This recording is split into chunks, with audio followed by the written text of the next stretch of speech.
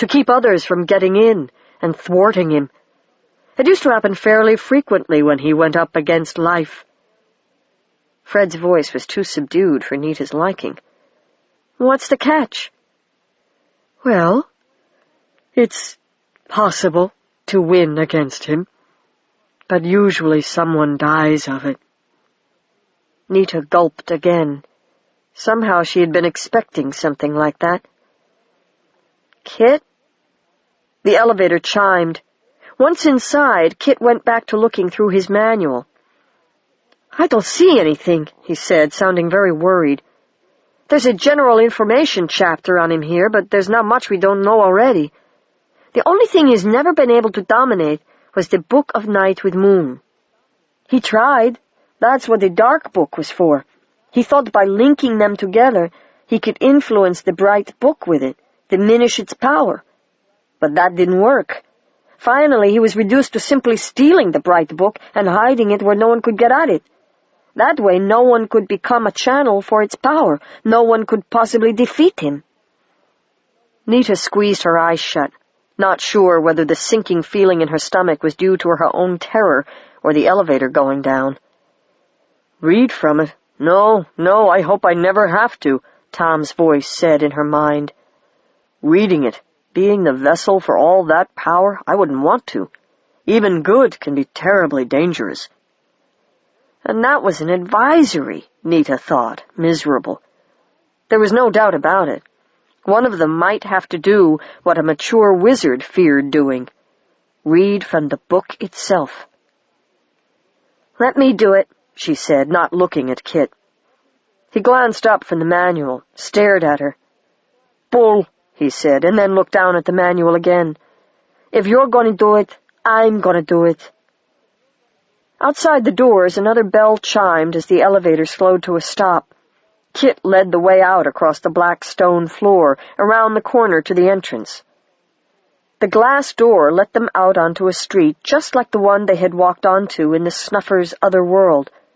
But here windows had lights in them, and the reek of gas and fumes was mixed with a cool smell of evening and a rising wind, and the cabs that passed looked blunt and friendly. Nita could have cried for relief, except that there was no reason to feel relieved. Things would be getting much worse shortly. Fred, though, felt no such compunctions. The stars are back," he almost sang, flashing with delight as they hurried along. "Where?" Kit said skeptically. As usual, the glow of a million streetlights was so fierce that even the brightest stars were blotted out by it. But Fred was too cheerful to be suppressed. They're there, he said, dancing ahead of them. "And the sun is there, too. I don't care that it's on the other side of this silly place. I can feel... His thought cut off so abruptly that Nita and Kit both stopped and glanced over their shoulders. A coldness grabbed Nita's heart and wrung it. The sky, even though clear, did have a faint golden glow to it, city lights scattered from smog, and against that glow, high up atop the Pan Am building, a form, half unstarred night and half black iron, glowered down at them like a statue from a dauntingly high pedestal. Nita and Kit froze like moths pinned to a card as the remote, clear howl of peritons wound through the air. "He'll just jump down," Nita whispered, knowing somehow that he could do it. But the rider did not leap, not yet. Slowly he raised his arms in summons. One hand still held the steel rod about which the air twisted and writhed as if in pain. As the arm lifted, that writhing grew more violent, more tortured. And darkness answered the gesture. It flowed forward around the feet of the Dark Rider's terrible mount, obscuring the peritons peering down over the roof's edge, and poured down the surface of the building like a black fog. What it touched changed. Where the darkness passed, metal tarnished, glass filmed over or shattered, lighted windows were quenched, went blind. Down all the sides of the building it flowed, black lava burning the brightness out of everything it touched. Kit and Nita looked at each other in despair, knowing what would happen when that darkness spilled out onto the ground. The streets would go desolate and dark, the cabs would stop being friendly, and when all the island from river to river was turned into his domain, the Dark Rider would catch them at his leisure and do what he pleased with them. And with the bright book. And with everything else under the sky, perhaps. This was no other world, frightening but remote. This was their home. If this world turned into that one... "We're dead," Kit said, and turned to run. Nita followed him. Perhaps out of hope that another Lotus might be waiting innocently at some curbside, the way Kit ran retraced their earlier path. But there was no Lotus, only bright streets, full of people going about their business with no idea of what was about to happen to them, cars honking at one another in cheerful ignorance. Fat men running newsstands and bemused bag ladies watched Nita and Kit run by as if death and doom were after them, and no one really noticed the determined spark of light keeping pace. They ran like the wind down West 50th, but no Lotus lay there, and around the corner onto 5th and up to 61st, but the carnage left in the other world was not reflected here. The traffic on 5th ran unperturbed. Gasping, they waited for a break in it, then ran across, hopped the wall into the park, and crouched down beside it as they had in the world they'd left. The wind was rising, not just a night breeze off the East River, but a chill wind with a hint of that other place's coldness to it. Kit unslung his pack as Fred drew in close, and by his light Kit brought out the Book of Night with Moon. The darkness of its covers shone, steadying Kit's hands, making Fred seem to burn brighter. Kit and Nita sat, gasping for breath, staring at each other. "I'm out of ideas," Kit said. "I think we're going to have to read from this to keep the city the way it should be. We can't just let him change things until he catches us. Buildings are one thing, but what happens to people after that black hits them?" "And it might not stop here either," Nita said between gasps, thinking of her mother and father and Darine, of the quiet street where they lived, the garden, the rowan, all warped and darkened, if they would survive at all. Her eyes went up to the moon, shining white and full between the shifting branches. All around them she could feel the trees stirring in that new, strange, cold wind, whispering uneasily to one another. It was so good to be in a place where she could hear the growing things again. The idea came. "Kit," she said hurriedly, "that dark was moving pretty fast. If we're going to read from the book, we may need something to buy us time, to hold off the things that'll come with it, the Peritons and the cabs." "We're out of Lotuses," Kit said, his voice bleak. "I know, but look where we are. Kit, this is Central Park. You know how many trees there are in here of the kinds that went to the battle in the old days? They don't forget." He stared at her. "What can they... The book makes everything work better, doesn't it? There's a spell that... I'll do it, you'll see. But you've got to do one too. It's in your specialty group. The Mason's word, the long version.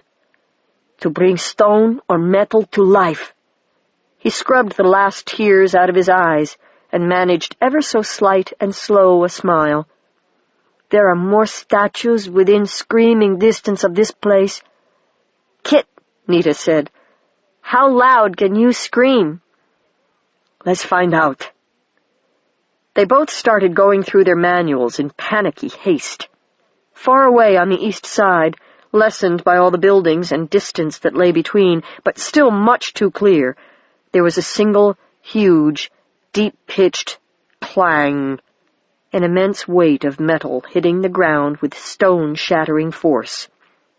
Fred bobbled a little in the air, nervously. "How long do you think?" "He'll be a while, Fred," Kit said, sounding as if he hoped it would be a long while.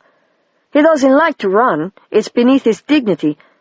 But I think He broke off for a moment, reading down a page and forming the syllables of the Mason's word without saying them aloud.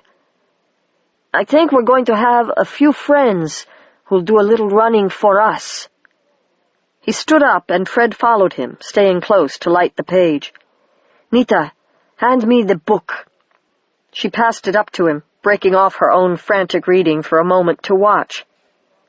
"It'll have to be a scream," he said, as if to himself. "The more of them hear me, the more help we get." Kit took 3 long breaths and then shouted the word at the top of his lungs, all 27 syllables of it without missing a one. The sound became impossibly more than the yell of a 12-year-old boy, as the book seized the sound and the spell together and flung them out into the city night. Nita had to hold her ears. Even when it seemed safe to uncover them again, the echoes bounced back from buildings on all sides and would not stop. Kit stood there amazed as his voice rang and ricocheted from walls blocks away. "Well," he said, "they'll feel the darkness. They'll know what's happening. I think." "My turn," Nita said, and stood up beside Kit, making sure of her place. Her spell was not a long one. She fumbled for the Rowan wand, put it in the hand that also held her wizard's manual, and took the bright book from Kit. "I hope," she started to say, but the words were shocked out of her as the feeling that the book brought with it shot up her arm. Power. Such sheer, joyous power that no spell could fail, no matter how new the wizard was to the art. Here, under moonlight, and freed at last from its long restraint, the book was more potent than even the dark rider who trailed them would suspect, and that potency raged to be free. Nita bent her head to her manual and read the spell. Or tried to. She saw the words, the syllables, and spoke the speech, but the moonfire falling on the book ran through her veins, slid down her throat, and turned the words to song more subtle than she had ever dreamed of, burned behind her eyes and showed her another time, when another will had voiced these words for the first time and called the trees to battle. All around her, both now and then, the trees lifted their arms into the wind, breathed the fumes of the new old earth, and breathed out air that humans could use. They broke the stone to make ground for their children to till, and fed the mold with themselves, leaf and bough, for generation upon generation. They knew to what end their sacrifice would come, but they did it anyway, and they would do it again in the witherer's spite. They were doing it now. Oak and ash and willow, birch and alder, elm and maple, they felt the darkness in the wind that tossed their branches and would not stand still for it. The ground shook all around Nita. Roots heaved and came free, first the trees close by, the counterparts of the trees under which she and Kit and Fred had sheltered in the dark other world. White oak, larch, twisted crabapple, their leaves glittering around the edges with the flowering radiance of the rowan wand, they lurched and staggered as they came root loose, and then crowded in around Kit and Nita and Fred, whispering with wind, making a protecting circle through which nothing would pass but moonlight. The effect spread out and away from Nita, though the spell itself was finished, and that relentless power let her sag against one friendly oak, gasping. For yards, for blocks, as far as she could see through the trunks of the trees that crowded close, branches waved green and wild as bushes and vines and 100-year monarchs of the park pulled themselves out of the ground and moved heavily to the defense. Away to the east, the clangor of metal hooves and the barks and howls of the Dark Rider's pack were coming closer. The trees waded angrily toward the noise, some hobbling along on top of the ground, some wading through it, and just as easily through sidewalks and stone walls. In a few minutes there was a nearly solid palisade of living wood between Kit and Nita and Fred and Fifth Avenue. Even the glare of the streetlights barely made it through the branches. Kit and Nita looked at each other. "Well, Kit said reluctantly.